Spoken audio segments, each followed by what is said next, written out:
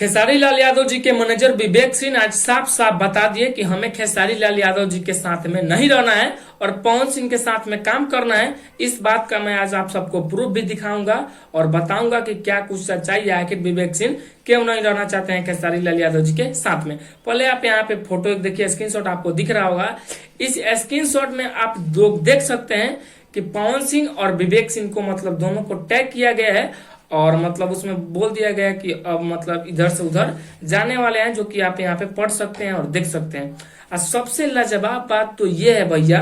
कि खेसारी लाल यादव जी के साथ में रहने वाले राजीव शर्मा जी अब मतलब पवन सिंह के साथ में है। और उनका कमेंट आप थोड़ा सा पहले यहाँ पे देखिए। और इस मतलब जो पोस्ट किया गया था लिख कर और टैग किया गया था पवन सिंह को और विवेक सिंह को, पहली बार ऐसा किया गया। और उस मतलब लिखावट में, उस टैग में राजीव शर्मा जी का कमेंट ये रहता है, आप यहाँ पे देखिए कि वेलकम, मतलब आपका स्वागत है भैया, आइए पवन सिंह की टीम में जुट जाइए और पवन सिंह के साथ में काम कीजिए। आप लोग यहाँ पे देख सकते हैं, ये एकदम साफ साफ दिखा रहा है, ये एकदम आप साफ साफ सोच समझ सकते हैं कि अब पवन सिंह के साथ में विवेक सिंह काम करेंगे। खेसारी लाल यादव जी से अब एकदम आप 95% आशा विश्वास हटा दीजिए कि खेसारी लाल यादव जी के पास विवेक सिंह दोबारा जाने वाले हैं, क्योंकि इतना सा देखने के बाद किसी को भी ये मतलब विश्वास नहीं हो रहा है कि दोबारा अब खेसारी लाल यादव और विवेक सिंह वो इतना ज्यादा दिल के करीब रहने वाले, एकदम का खाए का पिए के कहाँ सोए सब पता था और आज जो है इतना दूरिया बढ़ गया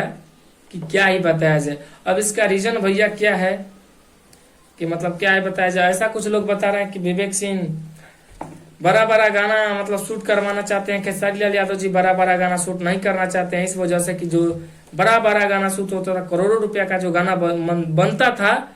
वो गाना सुपर डुपर हिट नहीं हुआ करता था और कम रुपया खर्चा करके